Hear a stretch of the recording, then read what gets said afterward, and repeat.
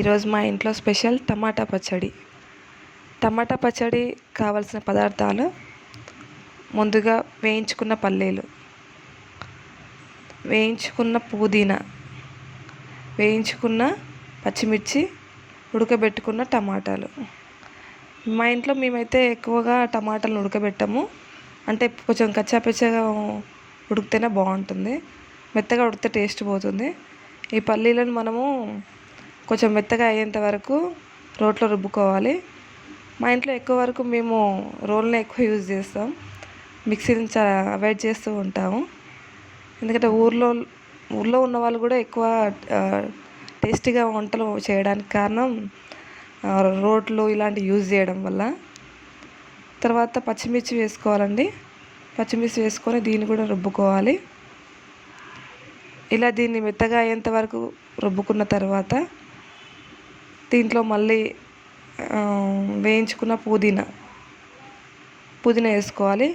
పుదీనా ఎక్కువ వేసుకోవాలి, కానీ మరీ ఎక్కువ అయితే దీని ఫ్లేవర్ అనేది చేంజ్ అవుతుంది. తర్వాత దీనికి సరిపడినంత ఉప్పు వేసుకోవాలి. ఉప్పు అంటే ఏ ఉప్పు అయినా వాడుకోవచ్చు, కానీ మేము మాత్రం దొడ్డుప్పును వాడతామండి. చాలా అప్పట్లో మాత్రం ఎక్కువగా సన్నుప్పును వాడకుండా దొడ్డుప్పునే వాడేవాళ్ళండి. ఇలా పుదీనా కూడా వేసుకున్నాక రుబ్బుకోవాలండి. తర్వాత ఉడకబెట్టుకున్న టమాటా, ఇది ఫినిషింగ్ టచ్ అనమాట. లాస్ట్లో టమాటా వేసుకొని కొంచెం మరీ మెత్తగా గ్రైండర్లో రుబ్బుకున్నంత కాకుండా కూడా ఏదో కచ్చాపచ్చాగా దంచుకుంటే చాలండి. అలా ఉంటేనే టేస్ట్ ఉంటుంది. దీన్ని రైస్లో కానీ, చపాతీలో కానీ, ఇంకా దేంట్లో కానీ మనం వాడుకున్న బాగానే ఉంటుందండి. ఇలా పచ్చడి కంప్లీట్ అయిపోతుంది.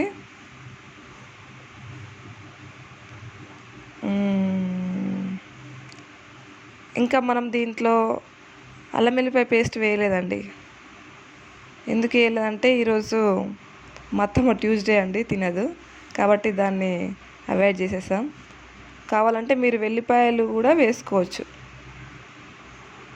ఇలా అయిన టమాటా పచ్చడిని ఒక బౌల్లోకి ట్రాన్స్ఫర్ చేసుకోవాలండి.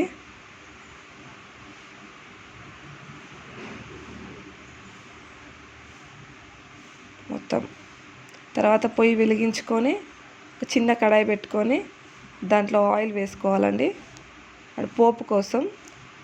మామూలుగా అందరూ పోపు పెట్టుకోవాలని ఏం లేదు, ఎందుకంటే ఆల్రెడీ పచ్చిమిర్చి, పుదీనా, టమాటో అన్నీ ఆయిల్లో వేయించి పచ్చడి చేసుకున్నాం కాబట్టి పోపు పెట్టుకోకపోయినా టేస్ట్ బాగానే ఉంటుంది.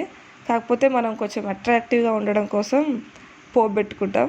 అలాగే టేస్ట్ కూడా కొంచెం చేంజ్ అవుతుంది, కానీ అలా అయినా బాగానే ఉంటుంది, ఇలా అయినా బాగానే ఉంటుంది. నూనెలో జీలకర్ర, మినప్పప్పు, ఎండుమిర్చి వేసుకోవాలండి. ఇలా వేసుకున్న తర్వాత ఎప్పుడైనా కరివేపాకు వెంటనే వేయొద్దండి. గ్యాస్ ఆఫ్ చేసుకున్న తర్వాతనే వేయాలి. అది ఎక్కువ మాడిపోతుంది మళ్ళీ కరివేపాకు. ఇలా ఫ్రై అయిన తర్వాత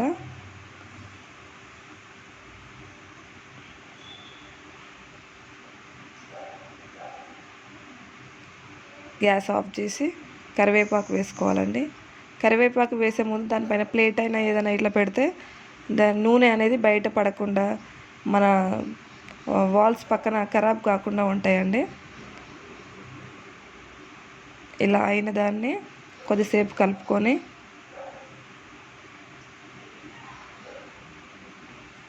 పసుపు మనం ముందుగానే వేసుకున్నాం కదండి. టమాటాలో ఉడికించిన దాంట్లో పసుపు ముందుగానే వేసుకున్నాం కాబట్టి పసుపు ఇందులో వేయలేదండి. ఇలా వేయించుకున్న పోపుని టమాటా పచ్చడిలో వేసుకున్నామండి. ఇంతటితో మన టమాటా పచ్చడి కంప్లీట్.